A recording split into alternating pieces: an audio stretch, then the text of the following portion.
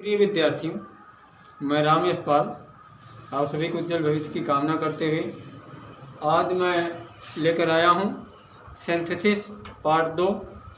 आप लोगों को पहले बताया जा चुका है कि सिंथेसिस में मैंने पार्ट 1 पढ़ाया है, जिसका लिंक मैं इसके सबडिस्क्रिप्शन में डाल दूंगा।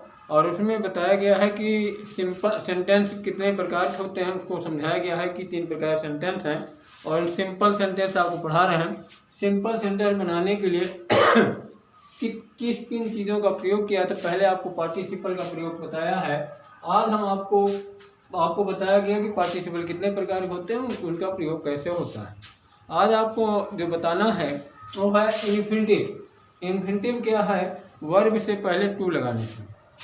वर्ब के पहले टू लगाने से क्या बनता है? इन्फिनिटिव, जो कि वर्ब में क्या है, किसी भी सेंटेंस में नाउन का कार्य करता है। कैसा काम करता है? नाउन का कार्य करता है। तो ये वर्ब किसी भी सेंटेंस में ऑब्जेक्ट वर्ब का ऑब्जेक्ट की तरह यूज करता है, कॉम्प्लीमेंट की तरह यूज किया जाता है, या फिर सब्जेक्ट के रूप में भी यूज किया जाता है। तो मैं बता दूं, ये जो इन्फिनिटिव होते हैं ये 3 प्रकार के होते हैं। पहला है सिंपल इन्फिनिटिव। कौन सा इन्फिनिटिव? सिंपल इन्फिनिटिव का जो एक्टिव वॉइस में अगर इसका प्रयोग करते हैं, इसमें एक्टिव वॉइस में तो वर्ब ये क्या होता है? टू प्लस वर्ब होता है। क्या होता है? टू प्लस वर्ब का फर्स्ट फॉर्म यूज किया जाता है। इसका उदाहरण आप देख सकते हैं कि जैसे he wanted to buy some cloth, he went to market. जैसे सेंटेंस एक देख सकते हैं, ही वांटेड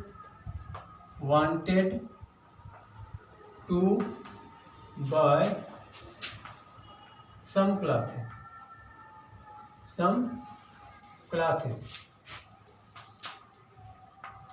एक सेंटेंस है, दूसरा sentence he went to market.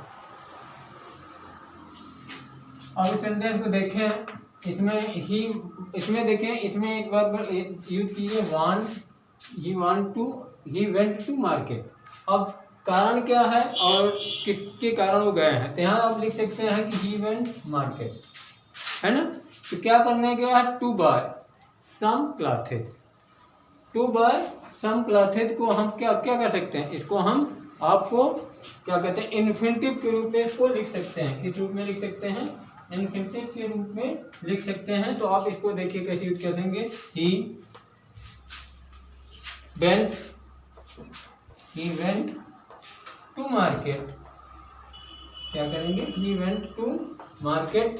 फिर ये सिंपल इन्फिनिटिव के रूप में यूज करके लिख सकते हैं टू बाय सम क्लॉथेज। ठीक है। तो आपको बताऊं तो सिंपल इन्फिनिटिव का प्रयोग है। सिंपल इन्फिनिटिव कैसे बनती है? वर्ब से पहले टू लगा देते हैं। क्या लगा देते हैं? वर्ब से पहले टू का प्रयोग करते हैं और उसके बाद फिर अपना वाक्य को जोड़ करके, अगर किसी की जैसे वाक्य कैसे जोड़ा दिया, वो गया मार्केट कपड़े खरीदने गया और दूसरा क्या, वो मार्केट गया, तो किस लिए मार्केट गया, ऐसे ही अगर दूसरे सेंटेंस में आता है तभी हम क्या इनका इस सिंपल इन्फिनिटिव का प्रयोग करते हैं। और आपको बता दूं कि सिंपल इन्फिनिटिव को पैसिव वॉइस कैसे बनाते हैं। पैसिव वॉइस इसका जो बनाते हैं, एक एक्टिव वॉइस में टू प्लस वर्ब के फर्स्ट फॉर्म का प्रयोग किया जाता है। और जब सिंपल इन्फिनिटिव को पैसिव वॉइस में बनाते हैं, किस वॉइस में? पैसिव वॉइस में, तो क्या हो जाता है? ये होता है टू प्लस टू बी। क्या होता है? टू बी प्लस वर्ब का थर्ड फॉर्म। कौन प्रयोग किया जाता है? टू प्लस वर्ब का थर्ड फॉर्म इसके लिए प्रयोग किया जाता है। जैसे इसका उदाहरण देख सकते हैं कि ही हैज, क्या? He has some bill. उसके बाद कुछ बिल है, मान लीजिए he has some bill, he has to pay. क्या है? He has some bill, he must pay. क्या करेगा? ही मस्ट पे। इस सेंटेंस को देखें तो इसमें ही मस्ट पे हिम और ही हैज सम बिल। उसके बाद कुछ बिल है, यहाँ पर ये क्या है पैसिव वॉइस में इसको करेंगे ही मस्ट पे हिम, तो इसको पैसिव वॉइस में करेंगे बिल को पे करना होगा। ध्यान में ये तो सब क्या कहते हैं एक्टिव वॉइस में है, लेकिन हमको पे क्या करना है बिल, ठीक है ना। तो वहाँ ऐसी स्थिति में हमको इसको पैसिव वॉइस में करना पड़ेगा। आप देख सकते हैं इसका इस तरह होगा कि ही हैज सम बिल, और बिल के लिए लिखा जाए कि to be paid, to be paid. ये जो सेंटेंस है, अब यहाँ देखें ही हैज सम बिल, उसके पास बिल है और ही मस्ट पे हिम, तो यहाँ पे किसको करना है बिल को। काम क्या मतलब यहाँ पर जो जोर देंगे हम किसके ऊपर करेंगे, यहाँ जोर बिल के ऊपर देंगे। तो बिल के लिए हम इसलिए किस में करेंगे, हम पैसिव वॉइस में इसका प्रयोग करेंगे। दूसरी जो क्या कहते हैं इन्फिनिटिव होती है, उसे कहते हैं हम परफेक्ट इन्फिनिटिव। क्या कहते हैं, ये है प्लस वर्ब का थर्ड फॉर्म के साथ प्रयोग किया जाता है इसका एक्टिव वॉइस में।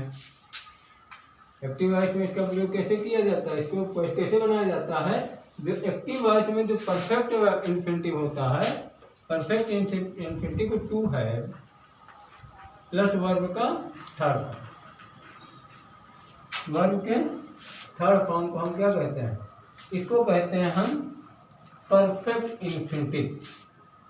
क्या कहते हैं, टू प्लस वर्ब का टू है प्लस वर्ब के थर्ड फॉर्म को हम कहते हैं परफेक्ट इन्फिनिटिव। क्या कहते हैं इसको, परफेक्ट इन्फिनिटिव। तो इसको देखें, हम इसका एक उदाहरण देखते हैं कि ही, एक उदाहरण देखिए, he top the list, he topped the list, he topped the list. उसके बाद लिख देते हैं ही वाज वेरी ग्लैड। दूसरा सेंटेंस देखें इसमें का, ही वाज वेरी ग्लैड, क्या हो, बहुत ही वाज वेरी ग्लैड, क्या है वो, ही वाज वेरी ग्लैड। और क्यों खुश है, तो इसका हम यहाँ पर क्या कहें, to have top the list. क्यों टू हैव क्या किया उसने, टू हैव का प्रयोग यहाँ पर देखें, ही वाज वेरी ग्लैड, और क्यों खुश हुआ है कि he had top the list. तो हम यहाँ पर इसका he was very glad, he was very glad to have, क्या हुआ, टॉप द लिस्ट।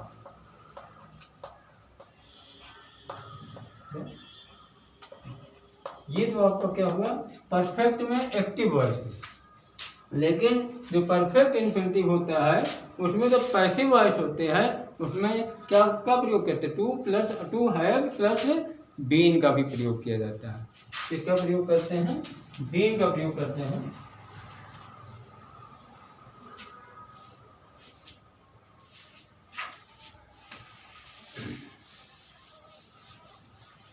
इसका सेंटेंस अगला देखें, इसके पैसिव वॉइस को, किसको, पैसिव वॉइस। पैसिव वॉइस को देखें कि जो परफेक्ट को क्या कहते हैं, हमारा परफेक्ट होता है उसमें क्या कहते हैं,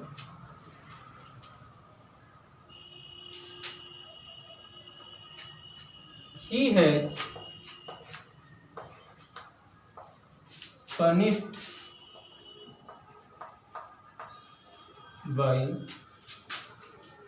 he has been punished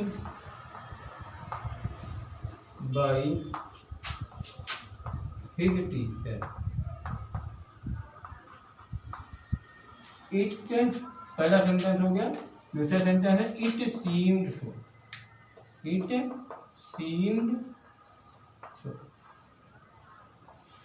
अब ध्यान दें, ऐसा प्रतीत होता था, हुआ था कि he has been, he seemed so, seemed so, he had been punished by his teacher. उसका क्या किया गया था, वो अपने टीचर के द्वारा क्या हुआ, पनिश किया गया था।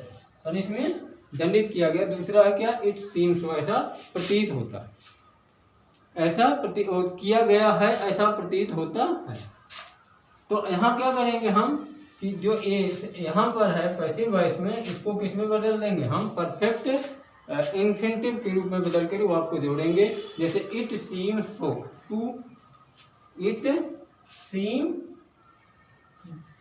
To have been punished by the teacher. क्या हो जाएगा, यहाँ पर वो सीम प्रतीत होता है, इट सीम्स सो, इसको क्या करेंगे, it seems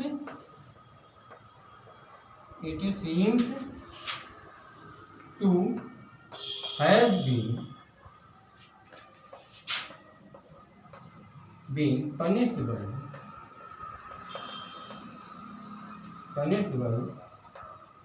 his teacher.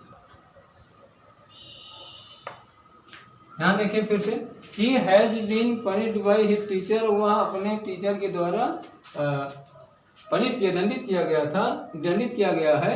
It seems so, ऐसा प्रतीत होता है। तो अब क्या करेंगे कि इसका जो परिणाम है उसका प्रतीत क्या होता है, तो हम जो हुआ है इसको किसमें बदलेंगे, हम परफेक्ट इन्फिनिटी में। परफेक्ट इन्फिनिटी कैसे बनाते हैं कि वर्ब के हैव से पहले क्या लगाते हैं, टू लगाते हैं, फिर बीन का प्रयोग करते हैं, वर्ब का थर्ड फॉर्म प्रयोग करते हैं, इसको क्या कहते हैं, परफेक्ट इन्फिनिटिव। ठीक है, तो इसका कैसे प्रयोग किया, इट सीम्स क्या प्रतीत होता है, to have been punished by his teacher. अब इसके बाद हम आपको जो बताएंगे अगला कि जेरेंडियल इन्फिनिटिव। कौन सा इन्फिनिटिव, जेरेंडियल इन्फिनिटिव, जिरंड। अगला है जिरंडियल इन्फिनिटिव। जिरंडियल इन्फिनिटिव का प्रयोग टू प्लस वर्ब के फर्स्ट फॉर्म से बनती है, लेकिन यह काम के किसका करती है, एडजेक्टिव और एडवर्ब का कार्य करती है, जिन्हें वाक्य के लिए लगा होता है। किसके लिए, वाक्य के लिए लगा होता है।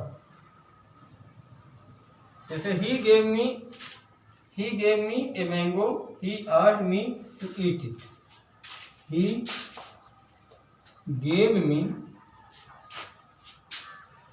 a mango, he asked me